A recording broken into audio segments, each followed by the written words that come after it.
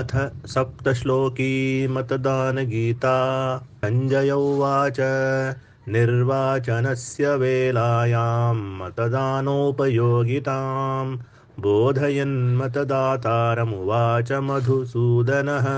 श्रीभगवानुवाच यदा यदा हि राष्ट्रेऽस्मिन् निर्वाचनं विधीयते निर्वोढुं निजकर्तव्यं तदा मतं प्रदीयताम् लोकतन्त्रस्य संग्रामे ब्रह्मास्त्रं मतमुच्यते यस्य सन्धानमात्रेण कुशासनं प्रणश्यति नान्यः पन्था मतं त्यक्त्वा सुशासनाय विद्यते तस्मादपरिहार्येऽर्थे